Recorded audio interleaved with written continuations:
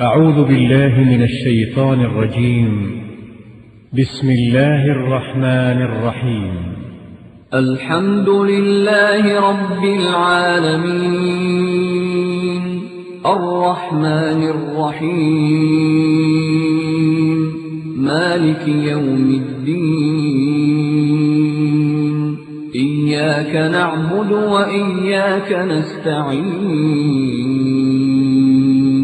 اهدنا الصراط المستقيم صراط الذين أنعمت عليهم غير المغضوب عليهم ولا الضالين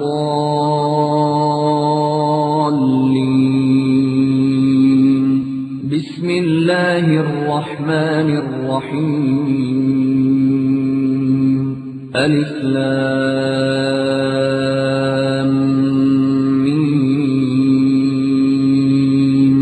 ذلك الكتاب لا ريب فيه هدى للمتقين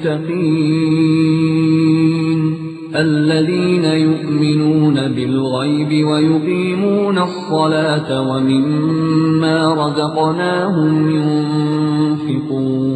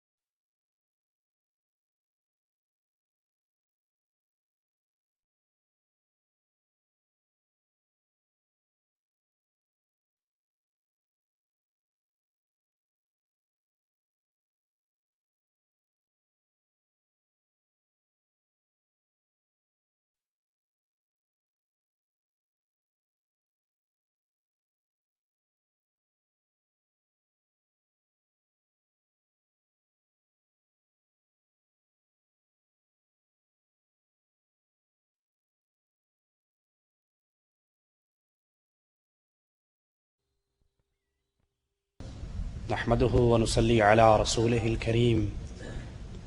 أعوذ بالله من الشيطان الرجيم. بسم الله الرحمن الرحيم. ولا تقربوا الفواحش ما ظهر منها وما بطن ولا تقتلوا النفس التي حرم الله إلا بالحق ذلكم وصاكم به لعلكم تعقلون. اللہ عز و جل نے ہمارے لیے کچھ فرائض مقرر کیے ہیں جن کو ضائع کرنا جائز نہیں،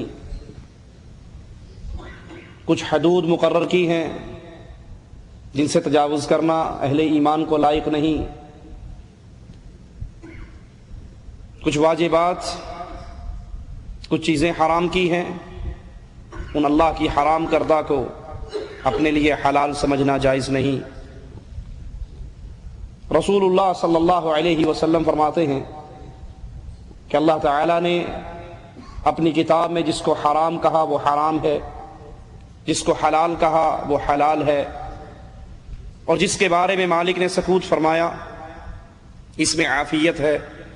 اللہ عز و جل بھولتا نہیں ہے، تو اللہ سے اس کی عافیت کو قبول کرو۔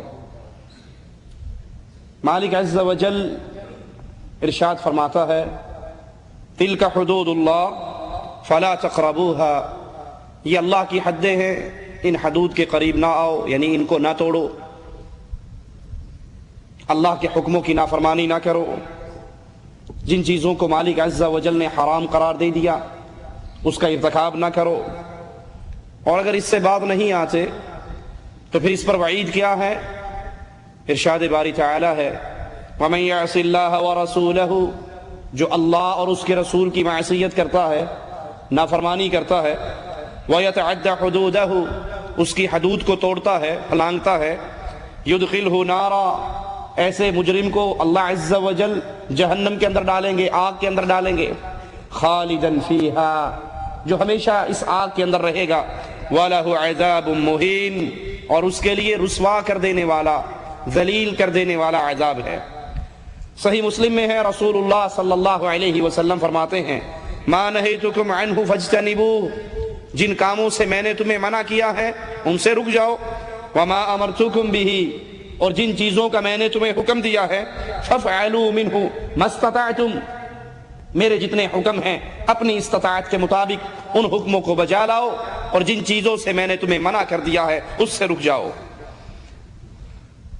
آج اگر کسی کو کہا جائے کہ یہ چیزیں اللہ نے حرام کی ہیں، یہ جائز نہیں ہے، یہ ٹھیک نہیں ہے، تو کچھ لوگوں کی زبانوں سے یہ جملے سننے کو ملتے ہیں کہ تم نے تو ہر چیز کو یہ حرام قرار دے دیا، سگریٹ پیتا ہے تم کہتے ہو حرام ہے، نسوار کھاتا ہے تم کہتے ہو حرام ہے، بیڑی رکھتا ہے تم کہتے ہو حرام ہے۔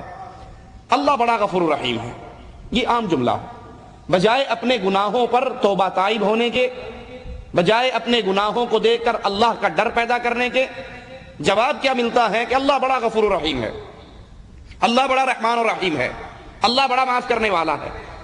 اللہ غفور الرحیم ہے، اس میں کوئی شک نہیں، اور یہ اللہ کی مہربانی ہے کہ اس نے حلال و حرام ہمارے سامنے واضح کر دیا ہے، کوئی چیز چھپی بھی نہیں۔ اللہ کے نبی نے آ کر قیامت تک آنے والی انسانیت کے لیے ہدایت کے راستے بیان کر دیے۔ یہ اللہ غفور ہے، یہ اللہ رحمان ہے، یہ اللہ رحیم ہے، جس نے اپنے بندوں کو جائز اور ناجائز، حلال اور حرام ان باتوں کو خفیہ نہیں رہنے دیا۔ اب اگر اللہ کی طرف سے آئی ہوئی ہدایت کے باوجود ہم اس ہدایت کی راہ پر نہیں چلتے تو پھر یاد رکھیے کہ اللہ کی پکڑ بڑی شدید ہے۔ ہم اللہ کے عاجز بندے ہیں، ہم نے اللہ کے حکم کو مان کر اپنے سروں کو جھکانا ہے۔ حلال و حرام کا اختیار کسی آدمی کے پاس نہیں ہے، یہ عرش والے اللہ نے اپنی شریعت میں بیان کر دیا ہے۔ مالک خود بیان فرماتا ہے وَيُحِلُّ لَهُمُ الطَّيِّبَاتِ، اللہ نے تمہارے لیے پاک چیزوں کو، طیب چیزوں کو، پاکیزہ چیزوں کو حلال کیا ہے۔ وَيُحَرِّمُ عَلَيْهِمُ الْخَبَائِثِ، اور اللہ نے خبیث چیزوں کو تمہارے لیے حرام کیا ہے۔ پاک چیزیں حلال ہیں، خبیث چیزیں حرام ہیں۔ ابو داؤد میں ہے، رسول اللہ صلی اللہ علیہ وسلم فرماتے ہیں ان اللہ حرم، مالک نے حرام کیا بیع الخمر، شراب کی تجارت کو، والمیتۃ والخنزیر والاصنام، مردار، خنزیر اور بتوں کی خرید و فروخت کو اللہ نے حرام قرار دیا۔ رسول اللہ صلی اللہ علیہ وسلم فرماتے ہیں ان اللہ اذا حرم شیئا حرم ثمنہ، جب اللہ کسی چیز کو حرام قرار دیتا ہے تو پھر اس کی مال کو، اس کے پرافٹ کو، اس کی قیمت کو بھی حرام قرار دیتا ہے۔ جب کوئی چیز حرام ہے، خنزیر حرام ہے تو اس کا تجارت کرنا وہ بھی حرام ہے، مردار حرام ہے تو اس کی تجارت بھی حرام ہے، بت فروشی، بتوں کی پوجا یہ حرام ہے، اس کی تجارت بھی حرام ہے۔ رسول اللہ صلی اللہ علیہ وسلم فرماتے ہیں کہ جب اللہ تعالیٰ کسی چیز کو حرام قرار دیتا ہے تو اس کے پیسے کو بھی، اس کی تجارت کو بھی مالک حرام قرار دیتا ہے۔ آئیے اللہ عز و جل کے اس حکم پہ غور کیجئے جو مالک فرما رہا ہے وَلَا تَقْرَبُوا الْفَوَاحِشَ مَا ظَهَرَ مِنْهَا وَمَا بَطَنَ، کہ تم بے حیائی کے قریب نہ جاؤ، جو ظاہر ہے جو خفیہ ہے، خفیہ اور ظاہر ان دونوں طرح کی بے حیائیوں سے دور ہونے کا اللہ عز و جل نے ہمیں حکم دیا ہے۔ وہ کون سے اعمال ہیں، وہ کون سے کام ہیں جو بے حیائی کے کام ہیں، جس کی وجہ سے انسان راہ استقامت سے ہٹ کر ذلت کے راستے پر، گمراہی کے راستے پر چلتا ہے؟ فحاشی اور عریانیت کے وہ کون سے کام ہیں جن سے مالک نے ہمیں منع کیا؟ سب سے پہلے اللہ عز و جل نے اہل ایمان کو زنا کاری سے منع کیا، اور یہ زنا بہت بڑی فحاشی ہے، بہت بڑی بے حیائی کا کام ہے، کیونکہ شریعت کے مقاصد میں سے ایک مقصد یہ بھی ہے کہ انسان کی عزت اور انسان کی نسل محفوظ رہے، اس کا سلسلہ نسب محفوظ رہے، اس کی عزت محفوظ رہے۔ اسی لیے زنا کی حرمت کا اعلان کرتے ہوئے مالک کی ارشاد پہ غور کیجئے، اللہ عز و جل فرماتا ہے وَلَا تَقْرَبُوا الزِّنَا، زنا کے قریب بھی نہ جاؤ۔ یہ نہیں کہا کہ زنا نہ کرو، زنا کے قریب بھی نہ جاؤ۔ جو کام زنا کے لیے راہ ہموار کرتے ہیں ان کاموں سے ہی اللہ نے روک دیا، زنا کے قریب بھی نہ جاؤ۔ انہ کان فاحشۃ وساء سبیلا، یہ بے حیائی ہے، یہ برا راستہ ہے، یہ بے حیائی ہے، یہ فحاشی ہے، یہ برا راستہ ہے، تم اس کے قریب بھی نہ جاؤ۔ ایک نوجوان رسول اللہ صلی اللہ علیہ وسلم کے پاس آتا ہے اور کہتا ہے یا رسول اللہ صلی اللہ علیہ وسلم مجھے زنا کرنے کی اجازت دیجیے۔ صحابہ کرام بڑے غصے سے اس شخص کو دیکھتے ہیں، اس نوجوان کو دیکھتے ہیں، بڑی انہیں غیرت آتی ہے، لیکن قربان جائیے رسول اللہ صلی اللہ علیہ وسلم پر آپ سے پیارا معلم بھی اور کوئی نہیں ہے۔ آپ ہر فیلڈ میں کمال میں، ہر فیلڈ کے اندر، ہر میدان کے اندر اللہ کے نبی روشنی کا مینارہ ہے ہمارے لیے. تعلیم دینے کے لیے بھی اللہ کے نبی صلی اللہ علیہ وسلم کی زندگی ہمارے لیے بہترین اسوہ حسنہ. آپ اسے قریب بلاتے ہیں، کہتے ہیں کیا تو اپنی ماں کے لیے زنا پسند کرتا ہے؟ وہ کہتا ہے قربان جاؤں آپ کر، اللہ کی قسم میں اپنی ماں کے لیے اس کو پسند نہیں کرتا. فرمایا لوگ بھی اپنی ماں کے لیے پسند نہیں کرتے. تو اپنی بیٹی کے لیے پسند کرتا ہے؟ کہا اللہ کی قسم آپ پر قربان جاؤں میں اپنی بیٹی کے لیے زنا کو پسند نہیں کرتا. فرمایا لوگ بھی اپنی بیٹیوں کے لیے پسند نہیں کرتے. کہا تو اپنی بہن کے لیے پسند کرتا ہے؟ کہنے لگا قربان جاؤں آپ پر اللہ کی قسم میں اپنی بہن کے لیے پسند نہیں کرتا. کہا کیا تو اپنی پھوپھی کے لیے پسند کرتا ہے؟ کہا قربان جاؤں اللہ کی قسم میں اس کے لیے پسند نہیں کرتا. فرمایا لوگ بھی اپنی بہن، اپنی بیٹی، اپنی پھوپھی، اپنی خالہ، اپنی ماں کے لیے اس عمل کو پسند نہیں کرتے. کیا معنی کہ تو جس سے بھی بدکاری کرے گا وہ کسی کی ماں ہو سکتی ہے، وہ کسی کی بہن ہو سکتی ہے، وہ کسی کی بیٹی ہو سکتی ہے، وہ کسی کی پھوپھی اور خالہ ہو سکتی ہے. جیسے تیری غیرت گوارا نہیں کرتی اس طرح لوگوں کی غیرت بھی گوارا نہیں کرتی. اللہ کے نبی نے اس کے سینے پر ہاتھ رکھا، پھر اللہ سے دعا کی اللہ اس کے سینے کو پاک کر دے، اس کی شرمگاہ کو محفوظ کر دے. اب جب یہ داخل ہو رہا ہے رسول اللہ صلی اللہ علیہ وسلم سے اجازت لینے کے لیے تو کہتا ہے اللہ کی قسم اس وقت مجھے سب سے زیادہ پیاری چیز زنا کاری تھی، لیکن جب اللہ کے نبی کی مجلس سے اٹھا میرے نزدیک سب سے گندی چیز زنا تھا. یہ اللہ کے نبی علیہ الصلوۃ والسلام کی تعلیم ہے. اسی لیے شریعت اسلامیہ میں جتنی شدید سزا شادی شدہ زانی کی ہے کہ اگر کوئی شخص شادی شدہ ہونے کے باوجود پھر زنا کرتا ہے تو اس کو رجم کیا جاتا ہے، اس کو اس وقت تک پتھر مارے جاتے ہیں جب تک اس کی روح پرواز نہیں کر جاتی. جس طرح اس کے جسم کا ایک ایک انگ اس زنا میں لذت لیتا ہے، اسی طرح اس کی سزا بھی یہ ہے کہ اس کے جسم کا ایک ایک انگ اس گناہ کو، جس جسم سے اس نے مزے لیے ہیں اس کے جسم کا ایک ایک انگ اس سزا کو بھی برداشت کرے. اور اگر وہ غیر شادی شدہ ہے تو پھر اس کو 100 درے مارے جائیں، کوڑے مارے جائیں، جس کو ایک مجمع دیکھے اور پھر اس کو 1 سال کے لیے اس کے شہر سے نکال دیا جائے. یہ دنیا کا عذاب ہے، یہ دنیا کی سزا ہے. اور بدکار مرد اور بدکار عورتوں کی آخرت کی سزا کیا ہے، آخرت کا عذاب کیا ہے؟ حدیث میں آتا ہے کہ وہ ایک تنور کے اندر ہیں جو نیچے سے کشادہ ہے اور اس کا منہ تنگ ہے، آگ تیز ہوتی ہے، وہ اوپر کی طرف بڑھتے ہیں کہ قریب ہیں اس تندور سے باہر نکل جائیں، پھر جب آگ دھیمی ہوتی ہے تو وہ اوپر سے واپس اس تندور کی تہ کے اندر آ جاتے ہیں. اور اگر یہ بدکاری، اگر یہ فحاشی، اگر یہ بے حیائی زنا والی انسان کو بڑھاپے کے اندر لاحق ہو جائے تو اس کی سزا اور زیادہ بڑھ جاتی ہے. رسول اللہ صلی اللہ علیہ وسلم فرماتے ہیں ثلاثۃ لا يكلمهم اللہ یوم القیامہ ولا يزکیہم ولا ينظر الیہم ولہم عذاب علیم. 3 ایسے بدنصیب انسان ہیں جن کی طرف اللہ عز و جل قیامت کے دن دیکھے گا بھی نہیں، ان سے کلام بھی نہیں کرے گا، انہیں پاک بھی نہیں کرے گا. 3 قسم کے ایسے بدنصیب، ایسے بدبخت انسان ہیں جن سے اللہ نے قیامت کے دن نہ کلام کرنا ہے، نہ ان کی طرف نظر رحمت کرنی ہے، نہ ان کو پاک اور اس کے گناہوں کو معاف کر کے انہیں پاک کرنا ہے. وہ کون ہے 3؟ شیخ زان، وہ بوڑھا جو زانی ہو. زنا جوانی میں ہو گیا، یہ بھی گناہ ہے، لیکن جوان ہے، غلطی کر بیٹھتا ہے، مالک عز و جل اس کو معاف کر دیتا ہے، یہ توبہ کر لیتا ہے. لیکن اگر یہ بدکاری وہ بڑھاپے کے اندر کرتا ہے تو پھر اس کی سزا یہ ہے اللہ اس کی طرف نظر رحمت نہیں کرے گا. شیخ زان وملک کذاب، بادشاہ ہو کر جھوٹ بولے، بوڑھا ہو کر زنا کرے، بادشاہ ہو کر جھوٹ بولے، وعائل مستکبر، اور فقیر ہو کے غرور کرے. 3 چیزیں. بوڑھا ہے لیکن پھر بھی زنا کار ہے، بادشاہ ہے پھر بھی جھوٹ بولتا ہے. عام آدمی تو کسی سے ڈر کے جھوٹ بول دیتا ہے، کسی لالچ میں آ کے جھوٹ بول دیتا ہے. بادشاہ کو کس کا ڈر ہے؟ بادشاہ کس کی لالچ میں آئے گا؟ وہ تو خود بادشاہ ہے. لیکن اگر بادشاہ ہو کے جھوٹ بولے یہ اللہ کے نزدیک بدترین عذاب کا مستحق ہے، اس کو پاک نہیں کیا جائے گا. اور پھر فقیر ہو کے تکبر کرے. آپ آدمی، مالدار آدمی تکبر کرتا ہے، ایک فقیر ہے اس کے پلے میں بھی کچھ نہیں لیکن پھر بھی وہ اکڑتا ہے، پھر بھی تکبر کرتا ہے. یہ 3 ایسے لوگ ہیں. اسی طرح بدترین کمائی زانیہ کی کمائی ہے.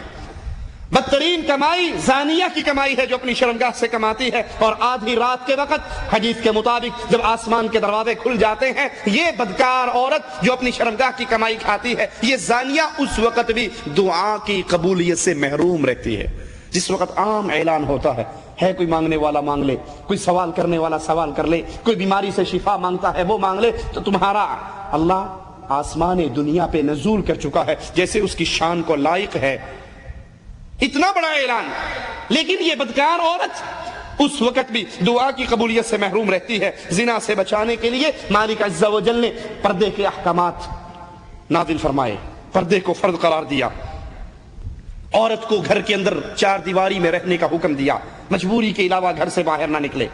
یہ سب چیزیں، یہ پردے کے احکامات، یہ عورت کا چادروں میں ڈھپی رہنا، عورتوں کا اپنے گھر کی چار دیواری کے اندر رہنا، یہ کس لیے؟ تاکہ زنا کا سد باب ہو سکے، زنا کے راستے کے اندر رکاوٹیں کھڑی کی جا سکے۔ لیکن افسوس، آج بازاروں کے اندر آپ کو چلتی پھرتی عورتیں نظر آئیں گی، ٹیلی ویژن کی سکرین پہ تھکتی ہوئی عورتیں نظر آئیں گی، شادی بیاہ کے اجتماعات کے اندر عورتوں اور مردوں کا مخلوط اجتماع ہوگا، ڈانس ہوگا، مہندی کی رسمیں ہوں گی، ابٹن کی رسمیں ہوں گی، ان سب میں عورتیں بے پردہ ہو کر باہر نکلیں گی۔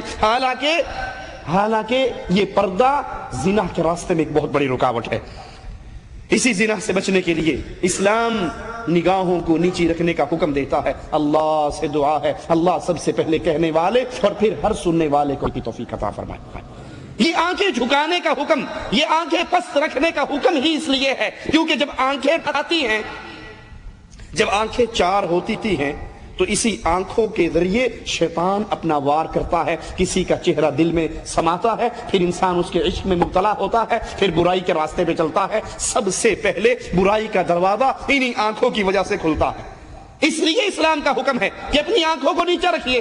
لیکن عجیب ہیں وہ لوگ جنہوں نے فتوے ہی جاری کر دیے، ٹیلی ویژن پر آ کر دھڑلے سے اعلان کرتے ہیں چہرے کا پردہ ہی نہیں ہے۔ ارے جب چہرے کا پردہ نہیں تو کیا پیروں کا پردہ ہے؟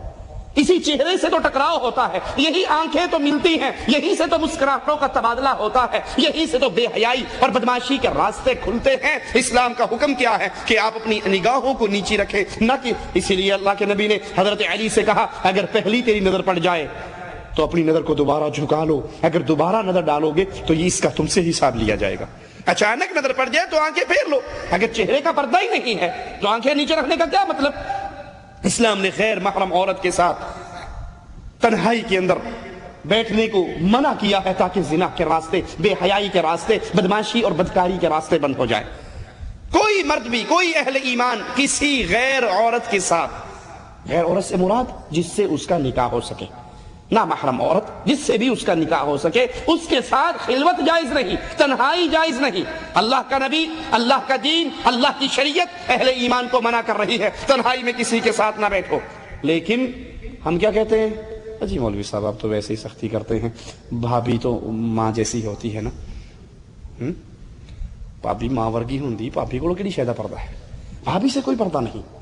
دیور بھابھی کو لے کے سفر پہ بھی جا رہا ہے، ٹرین کے سفر بھی ہو رہے ہیں، گاڑیوں کے سفر بھی ہو رہے ہیں، باہر بھی نکل رہے ہیں، کھانے پر ایک ہی ٹیبل پر بیٹھ کر گپے بھی ہانکی جا رہی ہیں، ہنسی اور مذاق بھی ہے، ٹیلی فون پہ کہہ کے بھی دونوں کے گونجتے ہیں، کوئی ٹینشن نہیں، کوئی پریشانی نہیں، کوئی بات نہیں۔ تنہائی میں بیٹھتا ہے، بھائی گھر پہ ہے نہیں، دیور جیٹھ آ کر گھر میں بیٹھتا ہے، 2 گھنٹے 4 گھنٹے اپنی بھابھی سے گپے مارتا ہے۔ حالانکہ یہ بھابھی اور یہ دیور کیسا رشتہ ہے؟ رسول اللہ صلی اللہ علیہ وسلم سے جب سوال کیا گیا کیا دیور سے بھی پردہ ہے، آپ نے فرمایا دیور تو موت ہے، موت۔ شیطان جتنی جلدی بے حیائی کا دروازہ، فحاشی کا دروازہ اس دیور کے ذریعے اور دیور اور بھابھی کے درمیان کھولتا ہے، اتنی جلدی وہ غیر مرد کے ساتھ بدمعاشی کے سامان کو آسان نہیں کر سکتا۔ کیوں؟ کوئی غیر آدمی گھر میں آئے گا، گھر والی کے ساتھ باہر جائے گا، ہر کسی کو شک ہوگا یہ فلاں کے ساتھ کیوں جا رہا، اور اگر بھابھی دیور کے ساتھ جا رہی، اگر بھابھی رکھے۔ اشرف علی تھانوی صاحب اپنی کتاب ارواح ثلاثہ کے اندر اپنے پیر صاحب کا قصہ لکھتے ہیں کہ ایک عورت اپنی نوجوان لڑکی کو لے کر آئی اور کہنے لگی حضرت میرا سارا دھندا اسی چھوکری کی کمائی پر ہے اور یہ کافی دنوں سے بیمار ہے، اب گاہک نہیں آتے، کوئی اللہ اللہ کر دو میری چھوکری ٹھیک ہو جائے، دھندا چلتا رہے۔ تو پیر صاحب نے اس کو باقاعدہ، تھانوی صاحب کہتے ہیں یا دعا دی یا تعویذ دیا، بہرحال چھوکری بالکل ٹھیک ہو گئی۔ اب وہ عورت مٹھائی کا ٹوکرا لے کر حاضر ہوئی کہ جناب بڑی مہربانی، آپ نے ہمیں ہماری بیٹی کو تعویذ دیا، اس کو دعا دی، اس پہ دم کیا، میری چھوکری بالکل ٹھیک ہو گئی، گاہکوں کا آنا جانا پھر شروع ہو گیا، دھندا چل پڑا، یہ اس کے لیے شکرانے کے طور پر میں آپ کے لیے مٹھائی لے کر آئی ہوں۔ اور رسول اللہ صلی اللہ علیہ وسلم بدترین کمائی زانیہ کی کمائی کو قرار دے رہے ہیں۔ مولویوں نے اپنے پیٹ پوجا کے لیے، اپنے پیٹ کے دھندے کو چلانے کے لیے زانیہ عورتوں کو بھی اپنی کتابوں میں تعویذوں کے سرٹیفکیٹ دیے ہیں کہ وہ آ جائے تو تعویذ دے دو، کسی کا بھلا ہو جائے تمہارا کیا جاتا۔ یہ بدماشی ہے، یہ بے حیائی ہے، یہ بے غیرتی کے دروازے کھلتے ہیں۔ آئیے، آپ کا نہیں دل مانتا تو یہ ہمارے ہاتھ میں تذکرہ غوثیہ، غوث علی شاہ قلندر قادری کتاب ہے، اس کا صفحہ نمبر 216 ہے۔ 216 پر اس بے حیائی کے دروازے کیسے کھولتے ہیں ذرا سنیے۔ کہا ایک روز ارشاد ہوا، شاہ جہان پور میں ایک خان صاحب تھے، ان کی بیوی نہایت حسینہ و جمیلہ تھی۔ جب خان صاحب سفر میں ہوتے تو وہ بیوی خط پڑھنے پڑھانے کے لیے مولوی صاحب محلے کی مسجد کے امام صاحب کے پاس جاتی تھی۔ چنانچہ ایک بار وہ نیک بخت پردے کے پیچھے بیٹھی اور امام صاحب اس کے لیے خط لکھ رہے، اتنے میں اچانک تیز ہوا چلی، پردہ ہٹا تو پردہ ہٹتے ہی مولوی صاحب کی نظر اس پردہ نشین سے دوچار ہوگی، ہوش و حواس جاتے رہے۔ اس کے بعد عورت نے مضمون بتانا شروع کیا، مولوی صاحب تو اس کے عشق میں گرویدہ ہو گئے تھے، وہ لکھنا ہی بھول گئے۔ آخر وہ عورت سمجھ گئی کہ یہ حسن کے سورج کی تاب نہیں لا سکا اور عشق میں مبتلا ہو گیا، اس کو چھوڑ کے واپس آ گئی۔ اپنی کنیز کو اشارہ کیا کہ مولوی صاحب کو پکڑو اور مسجد میں پہنچا دو۔ کنیز ان کو مسجد میں چھوڑ آئی، لیکن اس مولوی کا آرام، وظیفہ، ہر چیز ختم ہو گئی۔ آخرکار راز بھی فاش ہو گیا کہ یہ مولوی صاحب خان صاحب کی بیوی کا عاشق ہو چکا ہے۔ مولوی صاحب کا احوال سنا خان صاحب نے تو انہیں بہت افسوس ہوا۔ ایک روز اپنی بیوی سے کہا، تم اچھا لباس پہنو، عمدہ زیور پہن کر آراستہ ہو جاؤ، مولوی صاحب کی آج دعوت ہے۔ عصر کے وقت اس دیوانے مولوی کو اپنے گھر میں بلایا، ان کے سامنے کھانا رکھا۔ مولوی صاحب کو تو وہی ایک ہی بات یاد تھی جو لڑکی نے پہلی دن کہا تھا، کیا لکھوں؟ تو بولتے تھے کیا لکھوں؟ اس وقت خان نے اپنی بیوی سے کہا، پردے سے باہر آ جاؤ۔ تو جوں ہی وہ پردے سے باہر ہوئی، دونوں کا آمنا سامنا ہوا، نگاہیں چار ہوئی تو دونوں بغل گیر ہوئے اور وہیں پہ فوت ہو گئے۔ یہ بدماشی کے ذریعے، یہ بے حیائی کے طریقے مولویوں نے اپنی کتابوں میں لکھا، اور اس کو پیروں کا ایک بڑا عظیم کہ یہ عشق جو ہے یہ مجازی عشق، خدا کے عشق کا ایک راستہ اور ایک ذریعہ ہے۔ ارے اسلام کے اندر شریعت محمدیہ کے اندر اس بیماری کا یہ علاج ہے کہ کوئی کسی کی بیوی پر عاشق ہو جائے تو اپنی بیوی اس کو پکڑا دے۔ اسلام نے تو اس تمام طرح کی بے حیائی اور بدکاری کے دروازوں کو بند کرنے کا حکم دیا ہے، جس کو مولویوں نے کبھی تعویذ گنڈوں کے لیے کھول لیا اور کبھی کس طرح کھولتے ہیں۔ کہتے ہیں ایک فقیر جس کا دل جلا ہوا تھا کسی شہر میں وارد ہوا، نان بائی کی دکان پر جو بادشاہی محل کے قریب تھی روٹی خریدنے گیا۔ اچانک شہزادی وہاں سے گزری، فقیر کی اس پہ نظر پڑی، شہزادی بڑی خوشی میں تھی، وہ انگوٹھا دکھا کر نکل گئی، فقیر بیچارہ اس کو دل دے بیٹھا، اور پھر جب ہوش آیا تو کیا دیکھتا ہے کہ محل کے نیچے بیٹھا ہے، رو رہا ہے اور اس کے عشق میں گرفتار ہے۔ اچانک بادشاہ کے کانوں تک یہ بات پہنچی تو پھر بادشاہ نے مشورہ دیا کہ اس کو قتل کروا دو۔ شہزادی نے جب یہ سنا تو رات کو جا کر اپنے عاشق زار کو بلایا اور پھر اس کے ساتھ گلے ملی اور دونوں کے دونوں مر گئے، وہیں پر ختم ہو گئے۔ یہ مولویوں نے اپنی کتابوں میں عشق و معشوقی کے یہ جملے، عشق و معشوقی کے یہ قصے، عورتوں کے ساتھ بے حیائی اور بے غیرتی کے یہ قصے، زناکاری کے لیے تعویذ کے یہ دھندے، اپنے سلسلے کو چلانے کے لیے اس کو جائز قرار دے کر لکھا۔ حقیقت کے اندر محمد کریم علیہ الصلوۃ والسلام کی شریعت کے اندر یہ زناکاری ہے، یہ بدکاری ہے، یہ بے حیائی ہے۔ ایک عورت اور مرد کا تنہائی میں بیٹھنا اللہ کی شریعت حرام قرار دیتی ہے۔ عورت کا بے پردہ ہو کے بازاروں میں گھومنا بے حیائی قرار دیتی ہے۔ یہ مولوی کے پیر کے عرس پہ آئے تب بھی بے حیائی ہے، یہ حضرت کو سلام کرنے کے لیے آئے تب بھی بے حیائی ہے۔ شریعت کے ان حکموں کو آج آپ کے اور ہمارے ملکوں کی گلیوں کے اندر کیسے توڑا جاتا ہے۔ ایک پردے دار عورت آتی ہے، پیر بابا کو سلام کرنے کے لیے آتی ہے، اس کا چہرہ پردے میں چھپا ہوا، پیر سے پہلے مرید بولتا ہے، بی بی تو حضرت سے پردہ کرتی ہے، تو شاہ صاحب سے پردہ کرتی ہے، تو پیر صاحب سے پردہ کرتی ہے۔ وہ کہتی ہاں میں پردے دار خاتون ہوں۔ کہتا ہے تجھے بیوقوف سمجھ نہیں آتی، اگر آج اپنا چہرہ پیر صاحب سے چھپائے گی، بابا جی سے چھپائے گی، حضرت جی سے چھپائے گی، یہ پیر قیامت کے دن تجھے کیسے دیکھے گا، کیسے پہچانے گا، کیسے سفارش کرے گا؟ لہذا پیروں سے کوئی پردہ نہیں ہے، سیدوں سے کوئی پردہ نہیں ہے، مخدوموں سے کوئی پردہ نہیں ہے، گدی نشینوں سے کوئی پردہ نہیں ہے۔ وہ پردے دار عورت اپنے چہرے کو ننگا کر لیتی ہے، پیر اس کے چہرے کو دیکھتا ہے، کبھی اس کے عشق میں مبتلا ہوتا ہے۔ آپ نے کتنے ہی بار وہ اخبارات پڑھے ہوں گے، پیر صاحب ایک ہفتے کے لیے گھر میں نزول کرتے ہیں، ایک ہفتہ مرغا کھاتے ہیں، بوٹیاں اڑاتے ہیں، اور نذرانے لے کر جب جاتے ہیں تو جاتے ہوئے جو پسند آتی ہے اس کو بھی بھگا کر لے جاتے ہیں، اور صبح اخبار کے اندر سرخی لگ جاتی ہے پیر صاحب جعلی تھے۔ پیر صاحب 2 نمبر تھے، جعلی تھے، اصلی نہیں تھے۔ ارے جو غیروں کی بچیوں کے ساتھ تنہائیوں میں بیٹھے، جو لوگوں کی بچیوں کو 9 راتیں کٹوانے کے وظیفے بتائے، اپنی قبروں پر بلانے کے وظیفے بتائے، تعویذ گنڈے کے لیے تنہائی میں ملاقاتوں کے وظیفے بتائے، اللہ کی قسم یہ محمد کریم کی سنت پہ نہیں ہے، یہ محمد کریم کے مذہب پہ نہیں ہے، یہ بے حیائی کے راستے ہیں، یہ بے غیرتی کے راستے ہیں، یہ بدماشی کے راستے ہیں، یہ فحاشت اور عریانیت کے راستے ہیں۔ اسلام اس کو کیسے روک رہا ہے؟ عورت بے پردہ ہو کے گھر سے نہ نکلے، عورت نامحرم کے ساتھ تنہائی کے اندر نہ بیٹھے۔ اسی طرح جس طرح اللہ نے زنا کو بند کر کے فحاشی کے باب کو بند کیا ہے، اسی طرح قوم لوط کے عمل کو، لواطت کو بھی اللہ نے حرام کیا ہے۔ قوم لوط کا سب سے نمایاں جرم یہ تھا کہ وہ لوگ لڑکیوں کی بجائے، بیویوں کی بجائے، عورتوں کی بجائے اپنی خواہش مردوں سے پوری کرتے تھے۔ مالک عز و جل فرماتا ہے وَلُوطًا إِذْ قَالَ لِقَوْمِهِ إِنَّكُمْ لَتَأْتُونَ الْفَاحِشَةَ مَا سَبَقَكُمْ بِهَا مِنْ أَحَدٍ مِنَ الْعَالَمِينَ أَإِنَّكُمْ لَتَأْتُونَ الرِّجَالَ وَتَقْطَعُونَ السَّبِيلَ وَتَأْتُونَ فِي نَادِيكُمُ الْمُنكَرَ۔ لوط علیہ السلام کا بھی ذکر کرو جب انہوں نے اپنی قوم سے کہا تم اس بدکاری پر اتراتے ہو جسے تم سے پہلے دنیا بھر کے اندر کسی نے نہیں کیا، تم مردوں کے پاس آتے ہو اور تخلیق کے راستے کو بند کرتے ہو، عام مجلسوں کے اندر تم بے حیائی کا کام کرتے ہو۔ یہ جرم قوم لوط کا جرم تھا۔ اس کا آغاز قوم لوط سے ہوا کہ وہ اپنی خواہش ان لڑکوں سے پوری کرتے تھے جن کے چہرے پہ داڑھی نہیں ہوتی تھی، امرد لڑکے ہوتے تھے، ان کے ساتھ اپنا معاملات جسمانی جنسی پورا کرتے تھے۔ اللہ کی پیدا کردہ عورتیں اپنی بیویوں کو چھوڑ دیتے تھے۔ اس جرم کی وہ سنگینی کی وجہ سے اللہ نے اس قوم کو 4 ایسی اکٹھی سزائیں دی جو 4 سزائیں اس سے پہلے کسی قوم پہ یک لخت نازل نہیں ہوئی، اکٹھی نازل نہیں ہوئی، ایک ہی قوم پہ یہ 4 جمع نہیں ہوئی۔ اور وہ کیا ہے؟ اللہ نے ان کی آنکھوں کو مٹا دیا، ان کی بستی کو بلند کیا۔ حدیث کے لفظ ہیں آسمان کے فرشتوں نے ان کی بستی کے جانوروں کی آوازوں کو سنا، پھر ان کی بستی کو الٹ دیا، ان پہ نوکدار سخت پتھر برسا دیے، ان پر چیخ کا عذاب نازل کیا۔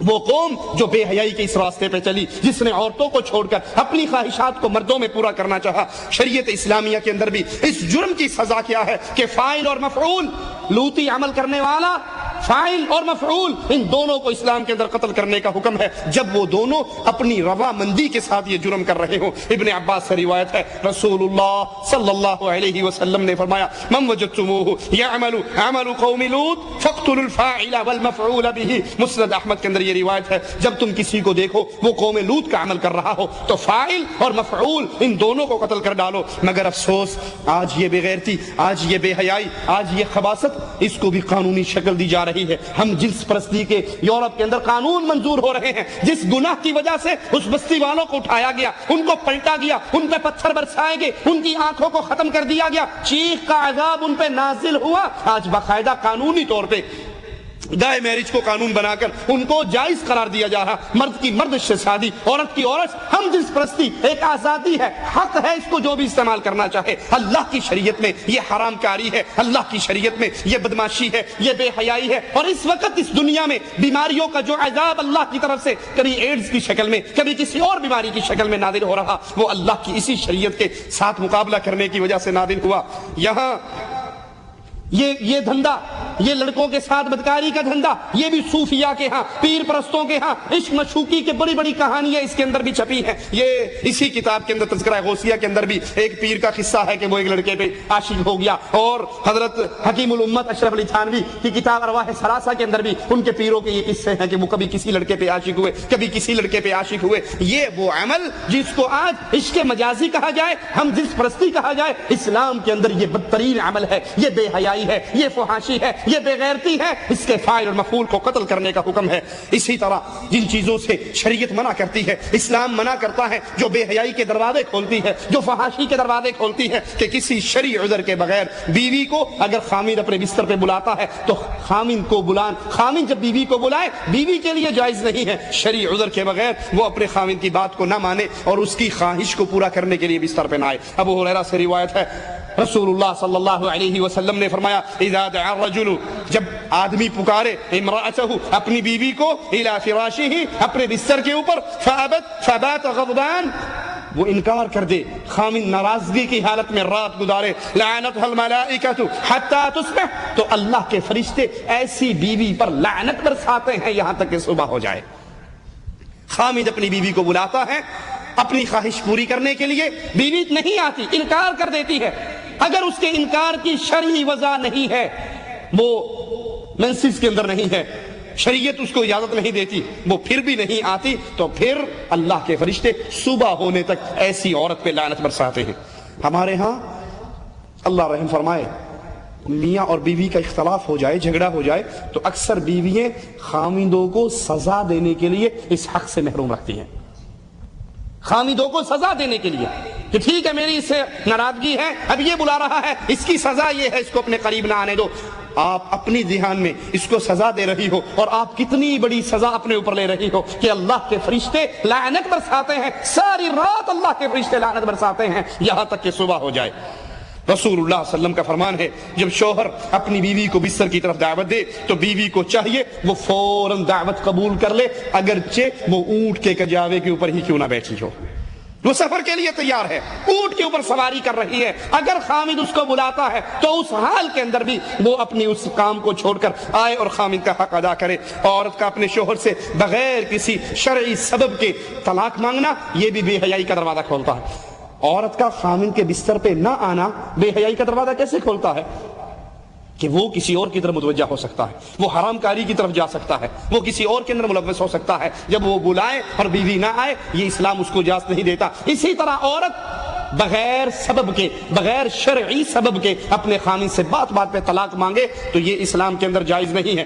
بعض دفعہ عورتیں بڑے خطیر جملے بول کے طلاق مانگتی ہیں، ایک تو ویسے ہوا نا ناراض ہوگی، دے مجھے طلاق، کر مجھے فارغ، اور اگلا خامد وہ سوچتا ہے کہ میرے بچے ہیں، گھر کا سسٹم سارا خراب ہو جائے گا، بچے برباد ہو جائیں گے، وہ صبر کرتا ہے، اس کے جملوں پہ صبر کرتا ہے، تو یہ اور تیش دلانے کے لیے کہتی اگر مرد ہو تو دو طلاق ہے، بندے دا پتر تے کر فارغ، پیج میں نو کر۔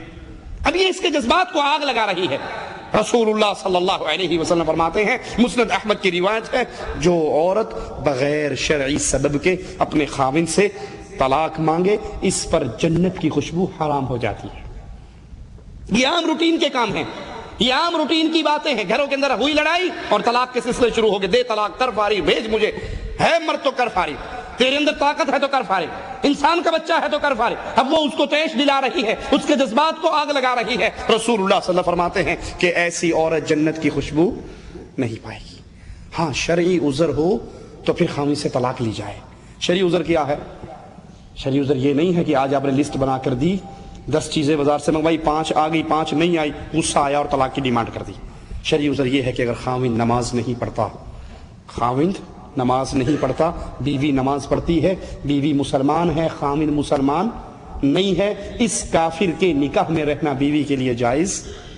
خاوند شرک کرتا ہے، شرک کرواتا ہے، شرک کے لیے دعوت دیتا ہے، شرکی اعمال کرتا ہے، اس کو پیار اور محبت سے سمجھائیے، قائل کیجئے۔ اگر وہ اللہ کی توحید پہ آ جائے تو ٹھیک ہے، اگر وہ نمازی بن جائے تو ٹھیک ہے، اور اگر وہ شرکیہ عقائد کے اوپر قائم رہتا ہے، شرکیہ معاملات پہ قائم رہتا ہے، بے نمازی پہ قائم رہتا ہے، نماز کی ترتیب اپنی زندگی میں نہیں لے کر آتا، تو ایسے خاوند سے طلاق لے کے علیحدہ ہو جائیے۔ اب اس کے نکاح میں رہنا جائز نہیں۔ یا کسی کا خاوند ہیروئن پینے لگ جاتا ہے، نشے کا استعمال کرتا ہے، اس کے اندر ایسی خرابی ہے جو شریعت کے اندر بہت بڑے عذاب کی اس پہ وعید ہے، تو اس کو سمجھائیے۔ اگر وہ قائل ہو جائے تو ٹھیک ہے، اور اگر وہ قائل نہیں ہوتا، توبہ طائب نہیں ہوتا، تو پھر بیوی کو حق ہے کہ ایسے خاوند سے طلاق لے لے۔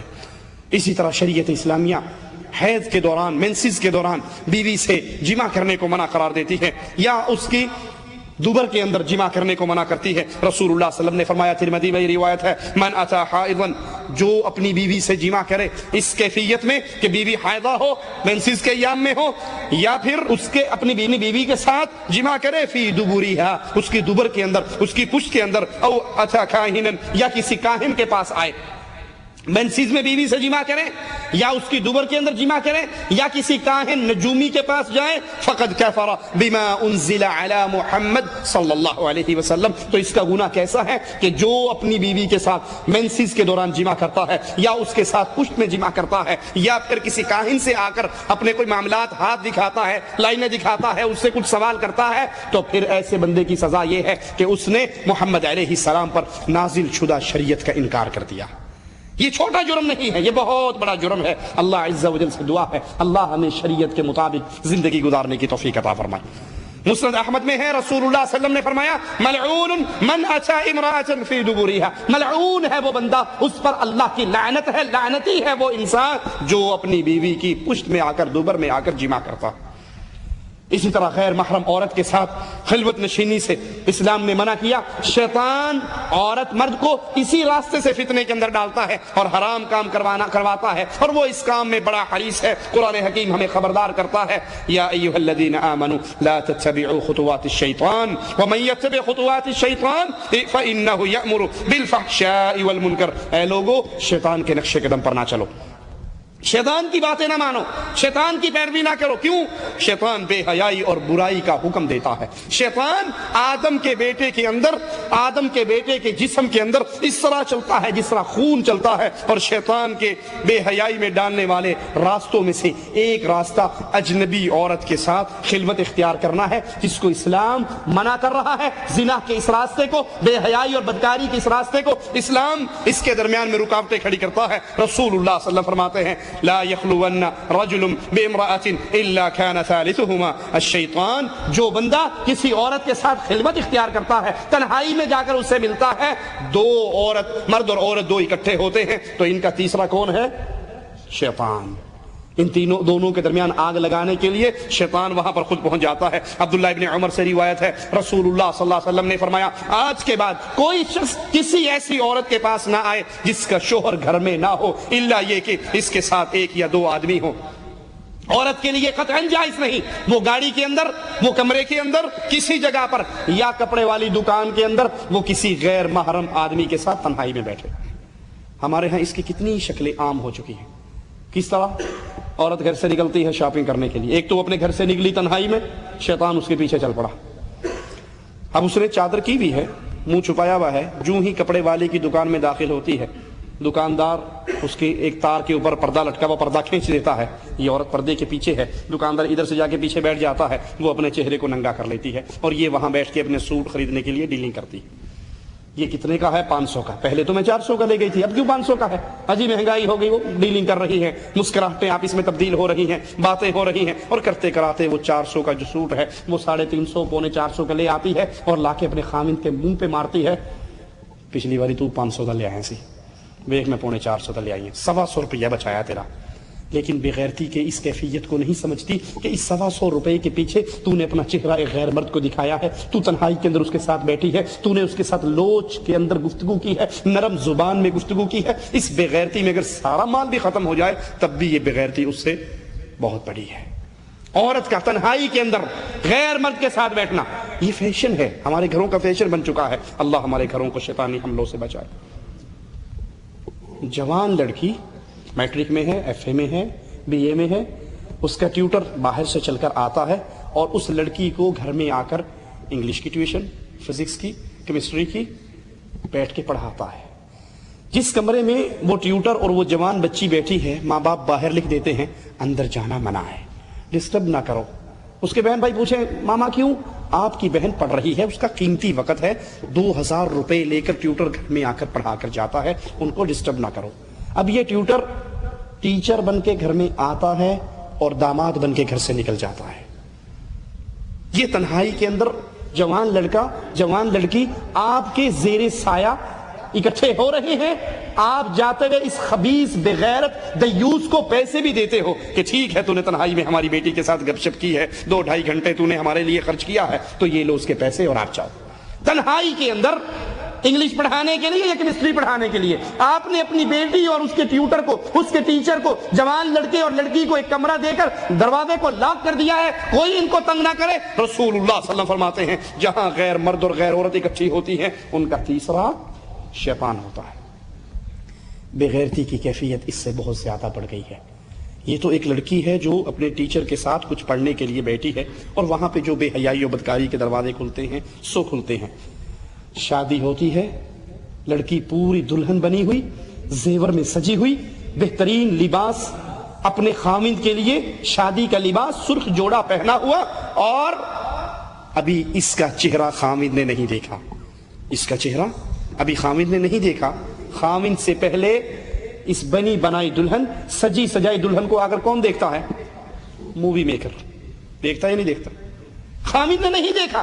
وہ رخصتی کے بعد اپنے گھر لے جائے گا 4-5 کلومیٹر کے فاصلے پر یا 50 کلومیٹر کے فاصلے پر، تو اس خامند سے پہلے یہ بدماش، یہ خبیث، یہ دیوس، یہ بغیرت وہ بدماش جو اپنے کیمرے کو لے کر آ جاتا ہے، لڑکی بیٹھی ہے، دلہن بنی ہوئی ہے اور وہ اس کی مووی بنا رہا ہے، پیچھے انگلش فلم کا یا انڈین فلم کا کوئی گانا ڈال رہا ہے، وہ سائن کر رہی ہے نکاح فارم پہ اور پیچھے یہ آ کر اس کے ساتھ گانے اس کے پورے جسم کے ایک ایک انگ کی مووی بنا رہا ہے، اور بغیرت باپ، بغیرت بھائی، دیوس خاوند اس بدماش کو پیسے دے کر لے کر آتا ہے، اس کی پیمنٹ کر کے لاتا ہے، اس کو لانے لے جانے کی گاڑی فراہم کرتا ہے، اور وہ آ کر تنہائی کے اندر دلہن کے ساتھ اس کے کمرے میں بیٹھ کے اس کی پوری مووی بناتے ہیں۔ اور یہ سارا کام کر کے ہم سمجھتے ہیں کہ ہم بڑے روشن خیال ہیں، ہم بڑے فارورڈ لوگ ہیں، ہمارا معاشرہ، ہمارا سٹیٹس بہت زیادہ ہائی ہے۔ یہ مولوی، یہ دیندار طبقہ، یہ داڑھیوں والے، یہ لوگوں کو منع کہ یہ تو پچھلے زمانے کے لوگ ہیں، ہم نے بہت ترقی کر لی، ہم نے ترقی بے غیرتی میں کی ہے، ہم نے ترقی بے حیائی میں کی ہے، ہم نے ترقی فحاشت میں کی ہے، ہم نے ترقی عریانیت میں کی ہے۔ اگر اسلام کی ترقی دیکھتے ہو، خامد باہر سے آتا ہے، اپنی بیوی کو گھر کے دروازے پہ کھڑا دیکھتا ہے، نیزہ اٹھاتا ہے اس بیوی کے سینے میں مارنے کے لیے کہ تو بغیر چادر کے، بغیر برقعے کے گھر کے دروازے پہ کیوں کھڑی ہے؟ وہ اس صحابی رسول سے کہتی ہے، ایک منٹ ٹھہر جا، ابھی نیزے کو میرے سینے کی طرف نہ کر، پہلے اندر میرے غرفہ نوم کا، میرے کمرے کا منظر آ کے دیکھ لے، اگر میں غلط ہوں تو مجھے بے شک مار دینا۔ وہ اس کے کمرے میں آتا ہے تو اس کے بیڈ پہ کسی سانپ کو بیٹھا وہ دیکھتا ہے، جس کے ڈر سے وہ عورت اٹھ کے باہر نکلتی ہے۔ غیرت مند کی کیفیت تو یہ ہے کہ وہ اپنی بیوی کو بے پردہ باہر برداشت نہیں کرتا، اور یہاں بے حیائی، فحاشی اور یانیت کے دروازے کیسے کھل چکے ہیں کہ دلہن تیار ہے، اس دلہن سے، اس کے خامن سے پہلے مووی میکر کی پوری ٹیم آتی ہے، تنہا کمرے میں بیٹھتی ہے اور اس کے پورے جسم کی، اس کے لباس کی، اس کی ایک ایک حرکت کی، اس کے آنسوؤں کی، اس کے سائن کرنے کی مووی بنا کر لے جاتی ہے۔ اور محمد علیہ السلام کے حکموں کو ہم کس طرح ٹھوکر مار دیتے ہیں کہ جب بھی کوئی مرد کسی عورت کے ساتھ تنہائی میں بیٹھتا ہے تو ان کا تیسرا شیطان ہوتا ہے۔ ہمارے ہاں یہ عام بات ہو چکی ہے، یہ وہ گناہ ہے جس کو ضمیر گناہ تسلیم نہیں کرتا، یہ وہ بے غیرتی ہے جس کو ضمیر بے غیرتی تسلیم نہیں کرتا۔ گناہ کر کر کے ہمارا دل اس بات کا عادی ہو چکا ہے۔ شریعت اسلامیہ کے اندر اسی طرح غیر محرم عورت سے ہاتھ ملانے کی اجازت نہیں ہے، مصافحہ کرنے کی اجازت نہیں ہے۔ رسول اللہ صلی اللہ علیہ وسلم فرماتے ہیں کہ اس سے بہتر ہے تم میں سے کوئی شخص کسی ایسی عورت کے سر پہ، کسی ایسی عورت کو چھوئے، کسی ایسی عورت کو ٹچ کرے، کسی ایسی عورت کے جسم کو ہاتھ لگائے جس کو ہاتھ لگانا شرعاً اس کے لیے حلال نہیں ہے۔ اس سے بہتر ہے کہ لوہے کی سلائی سے اس کے سر میں مار دی جائے، اس سے بہتر ہے یہ لوہے کی سلائی اپنے سر میں مروا کے برداشت کر لے اور کسی غیر عورت کو کے جسم کو ہاتھ نہ لگائے۔ ہمارے ہاں عام رواج ہے، کزن آتا ہے، پھوپھی کا بیٹا، خالہ کا بیٹا، ماموں کا بیٹا، چچا کا بیٹا، اور آ کر ہماری بیٹیوں سے ہاتھ ملاتا ہے، کزنوں سے ہاتھ ملتے ہیں۔ کزنوں کا معاملہ اور زیادہ، اب تو جو زیادہ تھوڑے سے جن کا سٹیٹس اور ہائی ہے، جو زیادہ روشن خیال ہے، وہ باہر کے دوروں پہ جاتے ہیں، اپنی بیویوں کو ساتھ لے کر جاتے ہیں۔ اخبارات آپ نے دیکھے ہوں گے، بے غیرتی کا یہ منظر آپ نے دیکھا ہوگا، یہ آدمی ہے، یہ دوسرا آدمی ہے، اس کی بیوی اس کے ساتھ کھڑی ہے، اس کی بیوی اس کے ساتھ کھڑی ہے۔ دیکھا یا نہیں دیکھا؟ میں جھوٹ تو نہیں بول رہا؟ یہ دوروں پہ جانے والوں کو آپ نے نہیں دیکھا ان کی بےغیرتیوں کا منظر؟ بیوی اس کی ہے، اس کے ساتھ کھڑی ہے، بیوی اس کی ہے، اس کے ساتھ کھڑی ہے، جیسے زبان حال سے کہہ رہے ہو میں بابا تانگا آ گیا ہوں، ذرا تو اینو کھڑا کرتے اپنی مین دے دے۔ یہ بےغیرتی نہیں تو اور کیا ہے؟ یہ بے حیائی نہیں تو اور کیا ہے؟ یہ کنجر خانہ نہیں تو اور کیا ہے؟ اور اپنی بیویوں کا تعارف کروایا جاتا ہے، ڈوب کے مر جائیے، یہ اسلام سے نسبت کرنے والا اپنی بیوی کا غیر مرد سے تعارف کرواتا ہے۔ ان سے ملیے، یہ ہماری بیگم صاحبہ ہیں، ان سے ملیے، یہ ہماری بیگم صاحبہ ہے۔ وہ غیر مرد یہ فکرہ سن کے بڑا مسکراتا ہوا، بے غیرتی کی مسکراہٹ منہ پہ لے کر کیا کہتا ہے؟ آپ سے مل کر بڑی خوشی ہوئی ہمیں۔ پرائی نال مل کے خوشی ہونی اور کی ہونا؟ وہ تعارف کرواتا ہے یہ میری بیوی ہے، ان سے ملیے، وہ اس سے ہینڈ شیک کرتی ہے، ہاتھ ملاتی ہے، مصافحہ کرتی ہے، اور وہ بے غیرت اس کو کہتا ہے آپ سے مل کر ہمیں دلی سکون ہوا، آپ سے مل کر ہمیں بڑی خوشی ہوئی۔ یہ بے غیرتی ہے، یہ بے حیائی ہے۔ رسول اللہ صلی اللہ علیہ وسلم فرماتے ہیں اس سے بہتر ہے لوہے کی سلاخ کسی انسان کے سر میں مار دی جائے، اس سے بہتر ہے وہ کسی عورت کے سر پہ، کسی عورت کے جسم کو ٹچ کرنے سے بہتر ہے کہ لوہے کی چوٹ کو اپنے اوپر برداشت کر لے۔ غیر عورتوں سے ہاتھ ملانا، غیر عورتوں سے ملنا، غیر عورتوں کے جسموں سے ٹچ ہونا، یہ ہمارے ہر جی آپ بڑی سختی کرتے ہیں، یہ تو ان کی بہن ہے، یہ بچپن سے اکٹھے کھیلے ہیں، ہم اکٹھی جوائنٹ فیملی سسٹم میں رہے، ہم اکٹھے رہے، یہ چچا کی بیٹی، یہ تو بہن بھائی ہیں، یہ بہن بھائیوں کی طرح پروان چڑھے ہیں۔ جس کو تو بہن بھائی کہہ رہا ہے اس کو محمد کا دین بہن بھائی نہیں کہتا۔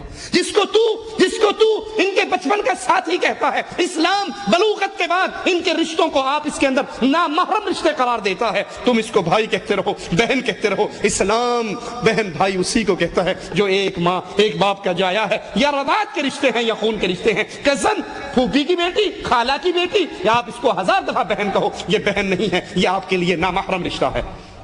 عورت کا خوشبو لگا کر غیر مردوں کے پاس سے گزرنا اسلام اس کو حرام قرار دیتا ہے، کیونکہ یہ بے غیرتی، بے حیائی، فحاشی کا دروازہ کھولتی ہے۔ مسند احمد میں ہے، رسول اللہ صلی اللہ علیہ وسلم نے فرمایا، یہاں پر تمام حدیثیں ہم آپ کو، تمام باتیں امام الانبیاء، امام اعظم، قائد اعظم محمد کریم صلی اللہ علیہ وسلم کی سنا رہے۔ کہیں کوئی سننے والا یہ نہ کہے کہ آپ سختی کر رہے ہیں، آپ جذبات میں بول رہے ہیں، آپ تو ویسے ہی فتوے لگا رہے ہیں۔ میں نے یہ تمام مسئلے کسی مولوی کے فتوے سے نہیں سنائے، کسی شیخ کا فتویٰ ذکر نہیں کیا، یہاں پہ حدیث رسول ہے، حدیث محمد ہے صلی اللہ علیہ وسلم۔ اللہ کے نبی فرماتے ہیں جو عورت خوشبو لگائے اور پھر کسی قوم کے پاس سے گزرے، خوشبو لگائے پھر کسی قوم کے پاس سے گزرے اور اس کی خوشبو نہ محرم مردوں تک پہنچے، نہ محرم ناک اس عورت کی خوشبو کو سونگے، فتویٰ سنیے امام کائنات کا، امام اعظم کا، امام الانبیاء کا، محمد الرسول اللہ کا۔ اللہ کے نبی اس عورت کے بارے میں کیا کہہ رہے ہیں جو خوشبو لگا کے اپنے گھر سے نکلتی ہے،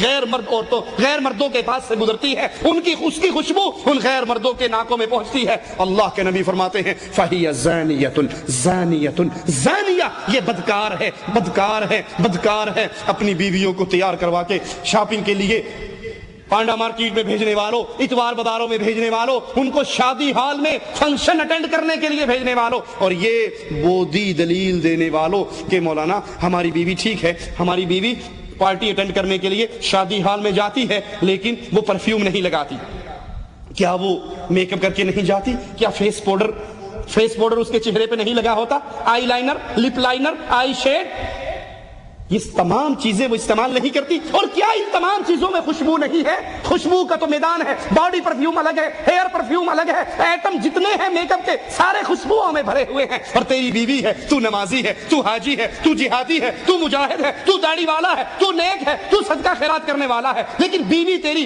چوڑیاں پہن کر، زیور پہن کر، میک اپ کر کے شادی ہال میں جا رہی ہے، غیر مردوں کے پاس سے گزرتی ہے۔ ارے گزرتی ہی کہاں ہے، شادی ہال کے اندر کھانا سرو کرنے والے غیر مرد ہیں، بیرے آ کر ان کے سامنے کھانا رکھتے ہیں۔ دیوس اپنی بیوی کو غیر مردوں کے سامنے چھوڑ دیتا ہے، وہ اس سے ڈیمانڈ کرتی ہے، وہ سالن ختم ہونے پہ ٹرے لا کے اس کے سامنے رکھتا ہے۔ محمد الرسول اللہ صلی اللہ علیہ وسلم فرماتے ہیں جو عورت خوشبو لگا کے گھر سے نکلتی ہے غیر محرم مردوں تک اس کی خوشبو پہنچتی ہے، فہی زانیۃ زانیۃ زانیہ، یہ بدکار ہے، بدکار ہے، بدکار ہے۔ اللہ کے لیے اپنے گھروں کو بدلو، اللہ کے لیے اپنی عورتوں کی اصلاح کرو۔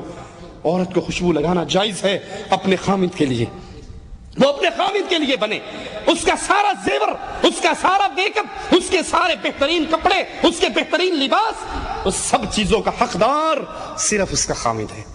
لیکن افسوس اس بغیرتی نے ہمارے گھروں کی کیفیت ہی بدل دی ہے۔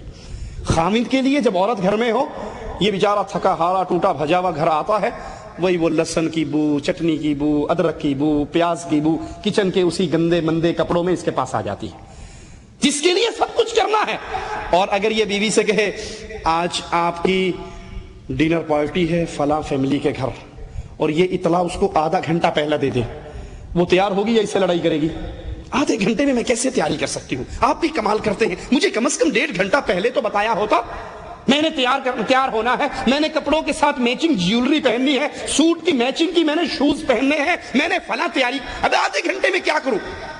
یہ مسکین جو مہینہ مہینہ اپنی بیوی کے چہرے پر کوئی رنگت نہیں دیکھتا، کوئی خوشبوئیں نہیں دیکھتا، اچھا لباس نہیں دیکھتا، وہی گندے مندے کپڑوں میں گھر میں گھومتی ہے۔ جب یہ پارٹی اٹینڈ کرنے کے لیے نکلتی ہے، تیار ہو کے گھر سے نکلتی ہے، بندہ بھی 4 دفعہ اس کو دیکھتا ہے، میرے والی ہے، کوئی اور تو نہیں آ گئی، یہ تبدیل تو نہیں ہوگی؟ میں نے تو اس کو کبھی اس شکل میں نہیں دیکھا۔ ساری زینت، ساری خوشبوئیں، سارا میک اپ، ساری جیولری، سارے سیٹ اس کو تب یاد آتے ہیں جب جا کر عورتوں میں فخر کرنا ہو، جب عورتوں میں پیش ہونا ہو، جب عورتوں کے اندر اپنے آپ کو اونچا دکھانا ہو، جب ان کے لیے سب کچھ یاد آ جاتا ہے۔ اور خامد جو اس کی عزت ہے، خامد جو اس کی جنت ہے، خامد جو اس کی جہنم ہے، جس کی طرح سے جنت ملنے والی ہے یا جس کی نافرمانی سے جہنم ملنے والی ہے، اس مسکین کا کوئی حق نہیں ہے۔ رسول اللہ صلی اللہ علیہ وسلم فرماتے ہیں، مسند احمد میں ہے، اللہ کے نبی نے فرمایا جو عورت خوشبو لگائے پھر مسجد میں جائے، اچوار بازار کی بات نہیں، پانڈا مارکیٹ کی بات نہیں، شادی ہال کی بات نہیں، فنکشن اٹینڈ کرنے کی بات نہیں، یہاں مسجد کی بات ہے، بیت اللہ کی بات ہے، اللہ کے گھر کی بات ہے۔ فرمایا جو عورت خوشبو لگائے مسجد میں جائے اس حال میں کہ اس کے جسم سے خوشبو آ رہی ہو، اس کی نماز قبول نہیں ہوتی۔ خوشبوئیں لگا کر غیروں کے گھروں میں جانے والیوں، خوشبو لگا کے شاپنگ کرنے والیوں، میک اپ کر کے شادی ہال میں جانے والیوں، محمد کریم کی بات، زیدی کی بات نہیں، سید صاحب کی بات نہیں، شاہ صاحب کی بات نہیں، مولوی شیخ کی بات نہیں، امام الانبیاء کی بات ہے، جس کا تم نے کلمہ پڑھا ہے، جس کا تم کلمہ پڑھ کے اسلام کے دائرے میں داخل ہوئی ہو۔ محمد کریم فرما رہے ہیں جو عورت خوشبو لگا کے مسجد میں جاتی ہے نماز پڑھنے کے لیے، اس کی نماز اس وقت تک قبول نہیں ہوتی جب تک وہ غسل جنابت کی طرح غسل نہ کر لے۔ جیسے فرضی غسل ہے، جنابت کا غسل ہے، اگر وہ جنابت کے غسل کی طرح غسل کرتی ہے پھر اس کی نماز قبول ہوتی ہے، اگر وہ غسل جنابت کی طرح غسل نہیں کرتی تو اس کی نماز قبول نہیں ہوتی۔ عورت کا محرم کے بغیر سفر کرنا جائز نہیں ہے۔ اسلام بے حیائی و فحاشی کے راستوں کو کیسے روک رہا ہے؟ بخاری و مسلم میں ہے، اللہ کے پیارے حبیب علیہ الصلوۃ والسلام نے فرمایا کوئی عورت سفر نہ کرے الا مع ذی محرم، سوائے اس کے کہ اس کے ساتھ کوئی محرم رشتہ دار ہو۔ سائل کھڑا ہو کر کہتا ہے یا رسول اللہ صلی اللہ علیہ وسلم، میں نے اپنا نام آپ کے ساتھ جہاد پہ جانے کے لیے غزوے میں لکھوایا ہے، اس حال میں کہ میری بیوی حج کے لیے جا رہی ہے، میں جہاد فی سبیل اللہ میں جا رہا ہوں، بیگم صاحبہ حج کرنے کے لیے جا رہی ہے۔ رسول کریم علیہ الصلوۃ والسلام اس کے جہاد کے سفر کو کینسل کرنے کا حکم دیتے ہوئے فرماتے ہیں جہاد کا ارادہ ختم کر دو، ترک کر دو، اپنی بیوی کے ساتھ جاؤ، اس کو حج کرا کر لاؤ۔ حج کا سفر کتنا مبارک سفر ہے، حج کا سفر کتنا عظیم سفر ہے، اس سفر کے اندر بھی عورت کا بغیر محرم کے حج پہ جانا جائز نہیں ہے، غیر محرم عورت کی طرف قصدن دیکھنا جائز نہیں ہے۔ قرآن حکیم میں مالک فرماتا ہے قل للمؤمنین، کہو اہل ایمان کو یغضوا من ابصارہم، اپنی آنکھوں کو جھکا کر رکھیں، اپنی آنکھوں کو نیچا رکھیں، ویحفظوا فروجہم، اپنی شرمگاہوں کی حفاظت کریں، ذالک ازکا لہم، یہ ان کے لیے زیادہ بہتر ہے، یہ ان کے لیے ان کی طہارت کے لیے ان کی پاکیزگی کے لیے بہتر ہے۔ ان اللہ خبیر بما یصنعون، اور اللہ جانتا ہے جو کچھ تم کرتے ہو۔ ہاں اگر کوئی شادی کرنے کا ارادہ رکھتا ہے تو اپنی منگیتر کو ایک نظر دیکھ سکتا ہے۔ اللہ کے نبی علیہ الصلوۃ والسلام نے اپنے ایک صحابی سے کہا اس کی شادی کی خبر سن کر کہ تو اپنی منگیتر کو ایک نظر دیکھ لے، ایک نظر دیکھ لے، یہ تیرے لیے تمہاری آئندہ زندگی کے لیے زیادہ بہتر ہے۔ اور یہ دلیل ہے کہ چہرے کا پردہ کرنا ضروری ہے۔ ایک نظر دیکھنا دلیل ہے کہ چہرے کا پردہ ہے، شریعت چہرہ چھپانے کا حکم دیتی ہے۔ کیوں؟ اگر چہرہ کھلا ہوتا، اگر چہرہ ننگا ہوتا تو ایک نظر دیکھنے کا کیا مطلب؟ وہ تو کہیں بھی اس کو دیکھ سکتا ہے۔ جو منگیتر کو حکم دیا گیا جاؤ ایک نظر اس کو دیکھو، اس کا مطلب ہے مومنہ عورت کا چہرہ چھپا ہوا رہتا ہے، ڈھکا ہوا رہتا ہے، وہ صرف اپنے منگیتر کے لیے ایک لمحے کے لیے اپنے چہرے کو ننگا کر کے اپنے منگیتر کو چہرہ دکھا سکتی ہے۔ جس طرح عورتوں پر نظر ڈالنا غیر محرم نامحرم عورتوں پہ جائز نہیں، اسی طرح ان لڑکوں کی طرف دیکھنا جن کے چہرے پہ داڑھی مونچھ نہیں آئی، امرد بچے ہیں جن کے چہرے کے اوپر خوبصورتی اور معصومیت ہے، داڑھی اور مونچھ نہیں ہے، ان کی طرف دیکھنا بھی جائز نہیں ہے۔ یہاں یاد رکھیے ان صوفیاء کی بکواسات کو جنہوں نے لڑکوں کے ساتھ عشق و شوخی کرنا، عورتوں کے چہروں کو دیکھنا دین کا حصہ، عشق مجازی کو عشق خدائی کا حصہ سمجھتے ہیں۔ امداد اللہ مہاجر مکی علماء دیوبند کے بہت بڑے عالم ہیں، اپنی کتاب شمائم امدادیہ میں لکھتے ہیں کہ عورت کا نظارہ کرنا، عورت کو دیکھنا، عورت کے چہرے کی طرف دیکھنا حقیقت میں اللہ کو دیکھنا ہے۔ عورت مرد کا مظہر ہے، مرد اللہ کا مظہر ہے، لہذا عورت اللہ کی مظہر ہوئی تو عورت کو دیکھنا حق تعالیٰ کو دیکھنے کے برابر ہے، مشاہدہ کرنا چاہیے۔ اسلام اس بے حیائی اور فحاشی کے راستے میں رکاوٹ کھڑی کرتا ہے۔ مرد کی شرمگاہ نہ دیکھے، عورت کی شرمگاہ نہ دیکھے، مرد کی شرمگاہ نہ دیکھے، عورت کی شرمگاہ نہ دیکھے، مرد ننگے مرد کو نہ دیکھے، عورت ننگی عورت کو نہ دیکھے۔ یاد کر لیجئے اگر یہ بے حیائی کی کاموں کو، ان بے حیائی کے راستوں کو اپنے گھر سے آپ نہیں نکالتے، یہ گھر کے اندر رائج رہتے ہیں، تو پھر رسول اللہ صلی اللہ علیہ وسلم کی اس حدیث پہ غور کیجئے جو مسند احمد میں ہے، ابن عمر اس کو روایت کرتے ہیں، اللہ کے نبی نے فرمایا ثلاثۃ قد حرم اللہ علیہم الجنہ، تین وہ بدنصیب ہیں جن پہ اللہ کی جنت حرام ہے، مدمن الخمر، ہمیشہ شراب پینے والا، والعاق للوالدین، والدین کا نافرمان، والدیوث اور بے غیرت دیوث الذی یقر فی اہلہ الخبث، جو اپنے گھر والوں میں، اپنی بیوی بچوں میں بے حیائی کو دیکھتا ہے، اپنے گھر والوں میں بے غیرتی کے کام دیکھتا ہے اور پھر برداشت کر جاتا ہے۔ آپ نے اکثر دیکھا ہوگا بیٹا کیبل کے اوپر فلم دیکھ رہا ہے، بیٹے کے کمرے میں گندی تصویروں سے پورا کمرہ بھرا ہوا ہے، ڈش انٹینا اس نے لگایا ہوا ہے، گندے چینل وہ دیکھ رہا ہے، اور باپ مسجد کو جا رہا ہے، لمبی ساری داڑھی ہے، سینہ اس کا ڈھپا ہوا ہے داڑھی سے، اور وہ نماز پڑھ رہا ہے، قرآن پڑھ رہا ہے، بچہ فلمیں دیکھ رہا ہے، گانے سن رہا ہے، بے غیرتی کے کام کر رہا ہے۔ اب اس مولوی صاحب کو، اس داڑھی والے کو، اس نمازی کو، اس حاجی کو اگر سمجھایا جائے تو جواب پتہ کیا ملتا ہے؟ اولاد جوان ہو گئی جی کی کر سکنے، ساڑی ماندی کتھے، ہماری نہیں مانتی، جوان ہو گئی بس، اب ہم کیا کر سکتے ہیں؟ جب یہ جوان نہیں ہوئی تھی تو تو نے اپنے گھر میں ڈش انٹینا کیوں لگایا تھا؟ جب یہ چھوٹے سے بچے تھے تو وی سی آر گھر میں کیوں لے کر آیا تھا؟ جب یہ معصوم تھے تو نے بے حیائی کے سارے سامان ان کو لا کر کیوں دیے تھے؟ ان کی گندی تربیت کرنے میں تو اصل تیرا کردار ہے نا۔ تو اپنی بیوی کے لاڈ اٹھاتے ہوئے سعودی عرب سے جاتا، بیگم صاحبہ فون کرتی، حاجی صاحب آنڈے ہو نا تے وڈا سارا لے آنا نہ بھولیا جے، اے بھی وڈا سارا لے کے اتلے، حاجی اللہ بخش، حاجی اللہ بخش صاحب یہ جو کچھ لے کے جا رہے ہو، ابھی تمہارا بچہ دودھ پیتا ہے، ابھی تمہارا بچہ معصوم ہے، جو کچھ اپنے گھر میں اپنی محترمہ کو لگوا کر دے رہے ہو، کل کو تمہارے بچے کو بے غیرت بنانے میں یہ بہت بڑا کردار ہوگا۔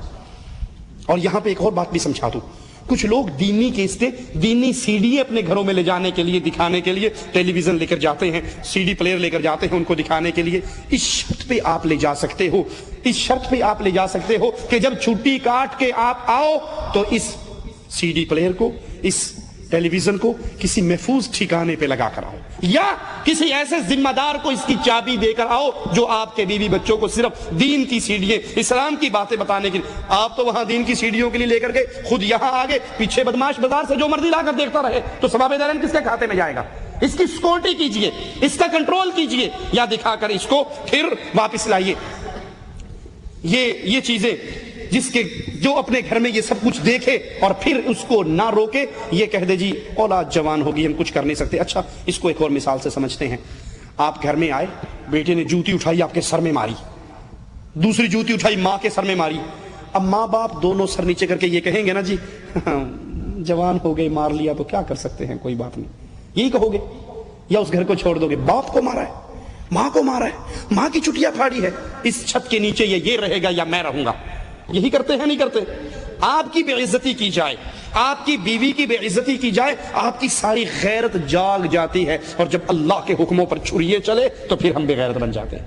یہاں پر مجھے ذکر کرنے دیجئے اپنے شیخ، اپنے استاد سید بدی الدین شاہ راشدی رحمۃ اللہ علیہ کی اس زندگی کے اس کارنامے کو اپنی اولاد کو سمجھاتے ہیں جن کے اندر تھوڑے سے گناہ دیکھتے ہیں۔ کوئی فلم دیکھتا تھا، کوئی داڑھی کٹواتا تھا، کوئی سگریٹ پیتا تھا، ان کو سمجھایا، ایک بار نہیں بار بار سمجھایا۔ پھر سعید آباد کی مسجد میں ساری جماعت کو اکٹھا کر کے کہا کہ لوگوں میرے ہاتھ سے سینکڑوں نہیں ہزاروں لوگ مسلمان ہوئے، راہ توحید پہ آئے، یہ میرے اپنے بچے ہیں، میں ان کو سمجھا کر تھک گیا ہوں، یہ باز نہیں آتے، قیامت کے دن تم اللہ کے دربار میں گواہی دینا یہ میرے گھر سے نہیں نکلتے۔ آج بدیع الدین ان کا گھر چھوڑ کر جا رہا ہے، اس چھت سے نکل گئے جس چھت میں اللہ کی دشمنی کرنے والے رہتے ہوں، حالانکہ وہ کفر اور شرک کرنے والے نہیں، چند گناہ کرنے والے تھے۔ شیخ نے اس گھر کو چھوڑ دیا، اس چھت کو چھوڑ دیا۔ آپ کی بے عزتی کی جائے، آپ کی بیوی کی بے عزتی کی جائے تو کیا اس چھت میں ان بچوں کے ساتھ رہو گے؟ یہ جواب دے کر اپنے دل کو تسلی نہ دو کہ اولاد جوان ہوگی۔ اگر یہ اللہ کی شریعت کے خلاف چلتے ہیں تو پھر صدیق کے عقیدے کو، صدیق کی غیرت کو اپنے دل میں پیدا کیجئے، جو بیٹے سے کہتی ہے بیٹا خوش قسمت ہے کہ تو میری تلوار کے نیچے ایک مرتبہ نہیں آیا، اور ایک مرتبہ بھی آ جاتا میں تیری گردن کاٹتے ہوئے کبھی نہ سوچتا کہ یہ ابو بکر کا بیٹا ہے، میں صرف یہی سوچتا یہ محمد کا دشمن ہے صلی اللہ علیہ وسلم۔ آج کے دور میں دیوس کو پہچاننا ہو کہ بے غیرت اور دیوس کون ہے، جس کے بارے میں نبی فرما رہے ہیں جنت میں نہیں جائے گا، تو وہ ہے جس کی بیوی، جس کی بیٹی، جس کی بہن بے پردہ گھر سے نکلتی ہے، غیر مردوں کے ساتھ گپیں ہانکتی ہے، کمرے میں تنہائی میں بیٹھ کے ٹیوٹر کے ساتھ بیٹھتی ہے، بے پردہ ڈرائیور کے ساتھ باہر نکلتی ہے، یہ شادی ہال میں جاتی ہے، یہ گپ شپ مارتی ہے، اس کو کوئی روکنے والا نہیں، تو یاد کر لیجئے یہ دیوس ہے۔ شراب پینا اسلام میں حرام قرار دیا گیا ہے، یہ بے حیائی اور فحاشی کا ایک دروازہ ہے۔ مالک فرماتا ہے انما الخمر والمیسر والانصاب والازلام رجس من عمل الشیطان فاجتنبوه لعلکم تفلحون، یقیناً شراب، جوا، غیر اللہ کے دربار، تیروں کے ذریعے قسمت آزمائی، یہ پلید اور شیطانی عمل ہے، اس سے بچ جاؤ تاکہ تم فلاح پا جاؤ۔ شراب سے بچنے کا حکم دینا شراب کی حرمت کی بہت بڑی دلیل ہے۔ اللہ نے شراب کو انصاب کے ساتھ ملایا جو کفار کے الہ و بت تھے۔ حدیث میں آتا ہے رسول اللہ صلی اللہ علیہ وسلم فرماتے ہیں، حضرت جابر سے روایت ہے، اللہ کے نبی نے فرمایا جو شخص شراب نشہ آور چیز استعمال کرے، شراب استعمال کرے، تو پھر اللہ اس کو طینۃ الخبال پلائے گا۔ لوگوں نے پوچھا یہ کیا ہے؟ صحیح مسلم کی روایت ہے، تو رسول اللہ صلی اللہ علیہ وسلم نے فرمایا جہنمیوں کا پسینہ یا جہنمیوں کا نچوڑ۔ ابن عباس سے روایت ہے، اللہ کے نبی فرماتے ہیں من مات مدمن خمر لقی اللہ وهو كعابد وثن، جو اس حال میں مرا کہ ہمیشہ کا شرابی ہو، مستقل شراب نوش ہو، یہ اللہ کو اس حال میں ملے گا جیسے وہ بتوں کا پجاری ہے، بتوں کی پجاری کی کیفیت میں اٹھایا جائے گا۔ آج ہمارے دور میں شراب کے نام بدل گئے ہیں، مختلف ناموں سے تبدیل کر کے اس کو پیا جا رہا ہے، اور اللہ کے نبی کی حدیث پوری آ رہی ہے جو مسند احمد میں ہے۔ آپ نے فرمایا میری امت کے کچھ لوگ شراب پیئیں گے، اس کا نام بدل دیں گے، نام کوئی اور رکھیں گے۔ صحیح مسلم میں ہے، اللہ کے نبی نے فرمایا ہر نشہ آور خمر ہے، کل مسکر خمر وکل مسکر حرام، ہر نشہ آور خمر ہے اور ہر نشہ آور حرام چیز ہے، بس ہر وہ چیز جو عقل پہ اثر انداز ہو، نشہ طاری کرے، اس کی تھوڑی مقدار ہو تب بھی حرام ہے، اس کی زیادہ مقدار ہو تب بھی حرام ہے۔ جس نے ایک بار شراب پی 40 دن کی نماز قبول نہیں ہوگی، اگر اسی حال میں مر گیا تو جہنم میں داخل ہوگا۔ اگر توبہ کر لے اللہ اس کی توبہ قبول کرے گا، اگر اس نے پھر شراب پی اور نشہ کیا تو پھر اس کی 40 دن کی نماز قبول نہیں ہوگی۔ اسی حال میں توبہ سے پہلے مر گیا تو جہنم میں جائے گا، توبہ کر لے تو اللہ قبول کر لے گا۔ تیسری بار شراب پی تو اس کو اللہ عز و جل اس کی 40 دن کی نمازیں قبول نہیں کرے گا، اسی حال میں مر جائے تو جہنم میں جائے گا۔ توبہ کر لے تو اللہ توبہ قبول کرے گا۔ اگر پھر یہ شراب پیتا ہے تو پھر اللہ پر حق ہے کہ اللہ عز و جل اس کو رضغۃ الخبال پلائے۔ لوگوں نے پوچھا یہ کیا ہے؟ تو آپ نے فرمایا یہ جہنمیوں کا نچوڑ ہے، اس شرابی کو وہ پلایا جائے گا۔ اسی طرح گانا بجانا، موسیقی سننا، یہ سب بے حیائی اور بے غیرتی کے کام ہیں، بدماشی کے ذرائع ہیں، ان سے رسول اللہ صلی اللہ علیہ وسلم نے اور اللہ کی شریعت نے منع کیا۔ قرآن حکیم کی آیت پہ غور کیجئے، وَمِنَ النَّاسِ مَن يَشْتَرِي لَهْوَ الْحَدِيثِ لِيُضِلَّ عَن سَبِيلِ اللَّهِ، اور کئی لوگ کھیل تماشے کا سامان خریدتے ہیں تاکہ اللہ کی راہ سے بہکائیں۔ ابن مسعود فرماتے ہیں، قسم اٹھا کر کہتے ہیں کہ اس آیت میں لہو الحدیث سے مراد گانا بجانا ہے۔ صحیح بخاری میں ہے، رسول اللہ صلی اللہ علیہ وسلم نے فرمایا میری امت میں ایسے لوگ پیدا ہوں گے جو زنا، ریشم، شراب، میوزک، موسیقی کو حلال ٹھہرائیں گے۔ آج اداکار فلموں کے اندر مولویوں کے روپ میں آ کے فتوے دیتے ہیں کہ گانا سننا جائز ہے۔ ارے تمہیں کیا پتا، گانا تو روح کی غذا ہے، روح کو سکون نہیں ملتا گانے کے بغیر، گانا سنے بغیر نیند نہیں آتی۔ میں کہتا ہوں آپ کی بات اللہ کی قسم سچی ہے، گانا روح کی غذا ہے۔ روحیں دو طرح کی ہیں، ایک جنت میں جانے والی، ایک جہنم میں جانے والی۔ ایک خبیث روح ہے، ایک پاک روح ہے۔ پاک روح کی غذا اللہ کا قرآن ہے، خبیث روح کی غذا گانا ہے۔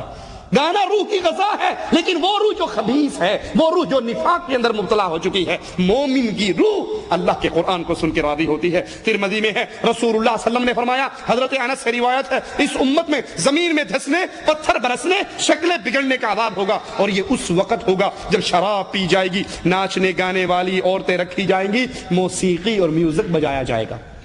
ایک ایک گھر میں کیبل کے ذریعے 150 چینل، 50 چینل، 100 چینل چلتے ہیں جو سارے گانے، بے حیائی، ناچنے والی ننگی عورتیں دکھاتے ہیں۔ جب یہ کام ہوگا تو شکلیں بگڑیں گی، پتھر برسیں گے، زمین کے اندر دھسیں گے۔ نہیں یقین آتا تو جائیے، یہ چند سالوں پہلے پاکستان میں آنے والے زلزلے کی کہانیوں کو پڑھیے۔ پہاڑ کی چوٹی پہ بستی ہے، پہاڑ پھٹتا ہے، بستی اندر آتی ہے اور یہ پہاڑ مل کے غرق کر کے رکھ دیتا ہے۔ کیوں؟ یہ بدماشی اور بے حیائی، بے غیرتی جب بڑھتی ہے تو پھر اللہ امتوں کو سمجھانے کے لیے عذاب کے اندر مبتلا کرتا ہے۔ جس میں گناہگار مارا جائے تو وہ اپنے کیے کی سزا پاتا ہے، اور اگر مومن موحد پایا جاتا ہے تو اس کے درجات کی بلندی ہوگی اسی حال کے اندر۔ اب افسوس، صورتحال اتنی خطرناک، جس موسیقی کی وجہ سے آسمان سے عذاب اترتا ہے، اس موسیقی سے اللہ کے گھر بھی محفوظ نہیں رہے۔ ہمارے جوال کے اندر گانے، ہر نئی انڈین پاکستانی فلم کی ٹون، اس پہ گانے، لیٹسٹ گانے آتے ہیں، اور دکانوں پہ لکھا ہوتا ہے فلاں فلم کے گانے آ چکے ہیں۔ یہ نماز پڑھنے کے لیے اللہ اکبر کہتا ہے، اس کے جوال میں گانا بجنا شروع ہو جاتا ہے، ساز بجتا ہے، موسیقی اس کے جوال سے اللہ کے گھر کے اندر بجتی ہے۔ اگر یہی کام کوئی ہندو کرے، یہی کام کوئی عیسائی کرے، مسجد کے اندر آ کر گانے بجائے، تم اس کو زندہ جانے دو گے؟ وہ زندہ بچ کے مسجد سے نہیں نکل سکتا کہ ہندو نے مسجد کو ناپاک کر دیا، مسجد کی توہین کی۔ یہی کام جب میں اور آپ کرتے ہیں تو سوچئے کیا ہم اس ہندو کے مقام پہ نہیں کھڑے؟ بلکہ اب تو مولویوں نے باقاعدہ گانوں کی دھنوں پر رقص کرنا شروع کر دیا۔ ہمارے پاس سی ڈی ہے طاہر القادری صاحب کی، نیچے گانا بج رہا ہے، بہترین غضب کا میوزک ہے کسی فلم کا، اور ناچنے والے شعبوں کے اندر ناچ رہے ہیں، اور طاہر القادری صاحب بھی اپنے ہاتھ پہ ہاتھ یوں مار کے ہاتھ سے خوشی کا اظہار کر رہے، انگلی ہلا رہے، لوگ ڈانس کر رہے، نیچے میوزک چل رہا، اور وہ سمجھتے ہیں کہ یہ بھی ثواب کا ذریعہ ہے، یہ بے حیائی کا ذریعہ ہے، یہ بے غیرتی کا ذریعہ ہے۔ پہلے تو مولوی ڈانس کو جائز کرتے ہیں سما کے طور پہ، اب گانوں کو بھی جائز کر دیا ہے، موسیقی کو بھی جائز کر دیا ہے۔ عورتوں کا باریک اور تنگ لباس پہننا یہ بھی بے حیائی اور فحاشی کا ایک راستہ ہے جس سے رسول اللہ صلی اللہ علیہ وسلم منع فرماتے ہیں۔ آپ نے فرمایا دو طرح کے وہ جہنمی جن کو میں نے ابھی تک نہیں دیکھا، ایک وہ جو ظالم اور جابر لوگ ہوں گے دنیا کے حکمرانوں کی صورت میں، جن کے ہاتھ کے اندر بیل کی دموں کی طرح کے ایسے ہوں گے، وہ لوگوں کو مارتے ہوں گے، اور ایک وہ عورتیں جو لباس پہننے کے باوجود ننگی ہوں گی، تنگ لباس، باریک لباس، نیٹ کے کپڑے، یہ سارے اپنے خامند کے لیے نہیں، بازار میں آنے کے لیے۔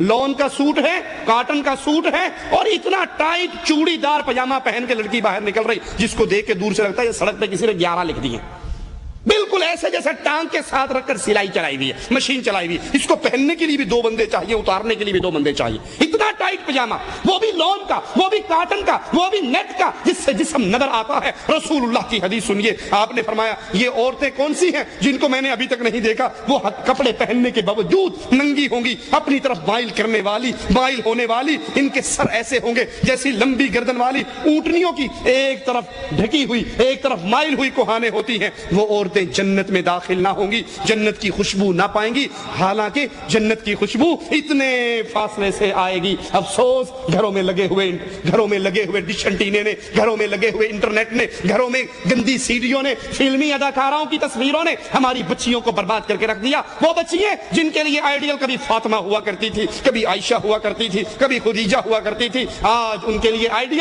فلمی اداکار، انڈیا کے اداکار اور پاکستان کے اداکار ہیں۔ ان کا لباس، ان کا ڈریس، ان کی ثقافت ہمارے گھروں کے اندر غالب ہے۔ اللہ سے دعا ہے اللہ ہمارے گھروں کو محمدی گھر بنائے، اللہ ہماری بچیوں کو نبی کی بچیوں کی، نبی کی بیٹیوں کی، نبی کی بیویوں کی سیرت پہ چلنے کی توفیق عطا فرمائے، ہمارے گھر کو محمدی گھر بنائے، یہاں سے شیطان کی حکومت ختم ہو، رحمان کی حکومت غالب ہو۔ اقول قولی ھذا واستغفر اللہ لی ولکم ولسائر المسلمین فاستغفروہ انہ ھو الغفور الرحیم۔